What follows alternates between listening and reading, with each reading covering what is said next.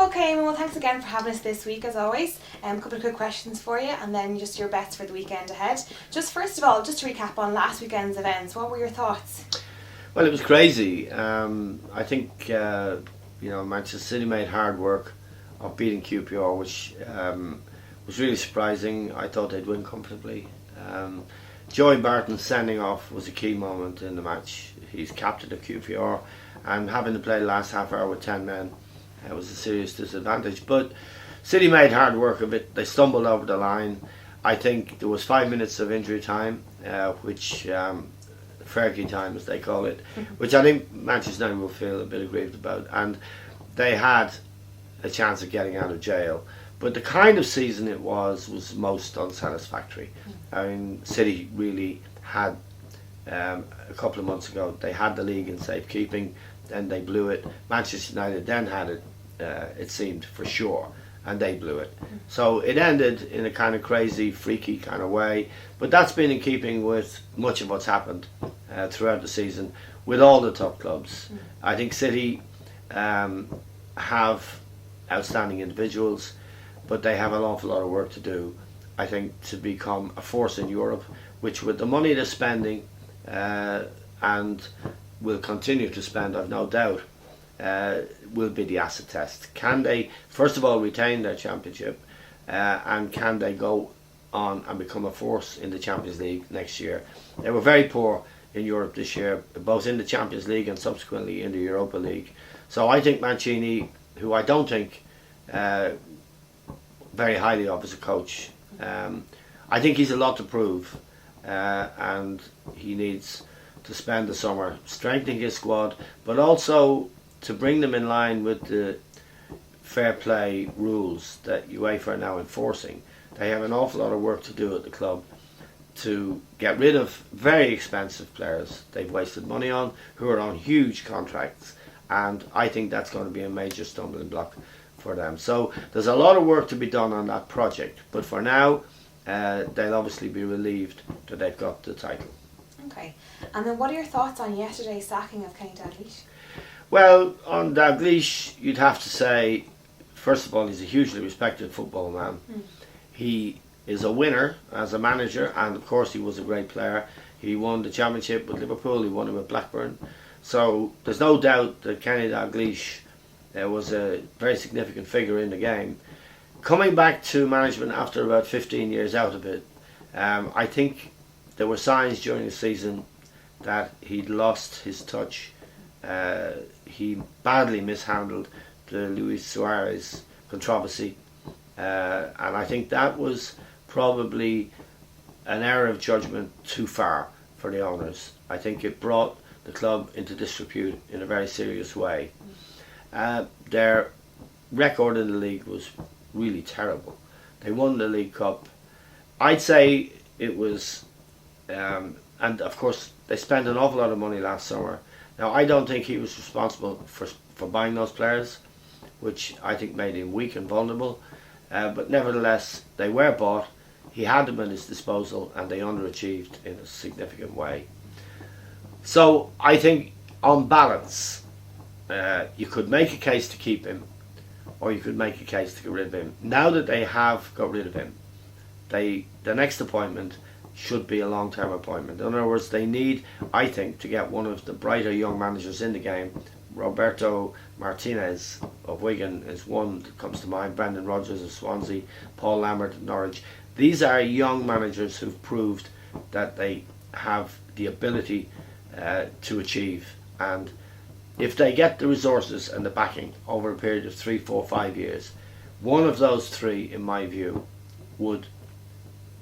might well prove capable of rebuilding Liverpool, because that's what they need, and it's a long-term job. If they go for someone more experienced with a track record, it may be just another quick fix. I don't think that's what Liverpool need. I think they need someone to rebuild the club. Okay. And then now we have had a few days to take in the Ireland squad. How do you feel Trapp's team are equipped to take on Croatia, Spain and Italy? Well, we know that the addition of James McLean should be a major help. He won't start the matches, I expect, because Duff and McGeady hold those positions. We know the Irish team will be very united as a group, and that they will give 120% of what they've got. And you can't say that about every nation that will be at the championships. So we won't fail for want of effort. We also know that the way Trapattoni likes to play the game, when we have possession of the ball, we give it away very easily. We defend with great heart, but the biggest problem we have going to the championships is our propensity to give the ball away cheaply and spend most of the match chasing the opposition, being outnumbered in midfield, and against the better teams generally losing. So you can conjure up a nightmare scenario where Croatia, we lose the opening game to Croatia because they keep possession of football and we get a right chasing. The same is true of Spain, who will keep possession of the ball, and Italy I don't think are much of a team, but we may be eliminated by that point if we lose the opening game. The optimistic scenario, which I wouldn't rule out entirely, is that we overachieve, that we get a result against Croatia. We're capable of getting a result against Spain, in my view, if we pass the ball a little bit better and defend well. And I think if it came to it, and it might come to it, that we had to beat Italy in the last match to go through to the second phase, I think we were well capable of beating Italy. We beat them in a friendly match last year, and we drew with them twice in the World Cup qualifiers not so long ago. So there are two possible scenarios. One is a nightmare, that we play like we played against Russia in Moscow, where we got a 0-0 draw, but we got the biggest chasing of our lives. And in some of the other matches, even at the Aviva Stadium, we gave the ball away cheaply, and a team like Armenia, who had 10 men for the last half hour, were able to outplay us at times. So it's hard to be sure.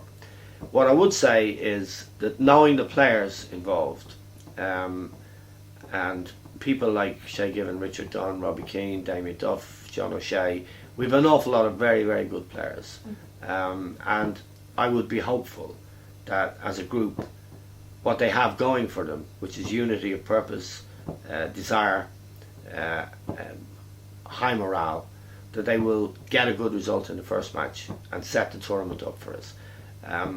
But the awful possibility that Trapattoni's methods will let us down is there. Okay. And then on to this weekend. Chelsea have done far better than expected in getting to the Champions League final, but their clash with Bayern Munich at the Allianz Arena is effectively an away game. Will they cope? Well, you have to respect what Chelsea have done.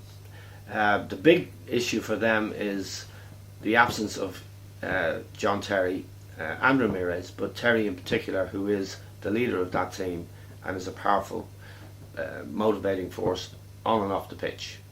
They'll miss him badly. But the fact that they were able to survive the two semi-final games against Barcelona has to be respected. It's very impressive. And also that in all competitions since Di Matteo became the coach, they have acquitted themselves very well, won the FA Cup. They have very experienced players, Drogba, Lampard in particular, who Drogba will be a major threat. I think Bayern Munich are obvious favourites, but I would respect Chelsea. I don't expect it to be easy for Bayern Munich. They're at home, there'll be an awful lot of pressure, and there will be in the back of their minds a belief or a seed of, well, this is ours now to lose, and really that can bring an awful lot of pressure with it. On balance, I think Bayern will win, but I don't think they'll beat Chelsea easily. So I would say my favourite bet this week would be Bayern to win 2-1 and Gomez to score the first goal for Munich. But despite the handicap of having 4 players suspended, Chelsea, I think, have to be hugely respected. Bayern also have 3 players suspended, so they have their own problems to deal with. On balance, I think the wingers Ribery and Robin and Gomez up front will probably win it for Munich. But it won't be easy, and I don't think Chelsea will be a soft touch. Okay, so your bet for the weekend would be then? Bet for the weekend would be correct score bet, Bayern Munich 2, Chelsea 1, and Mario Gomez, Super Mario, to score first for Bayern Munich. Brilliant. Thanks, Eamon. I will see you next week.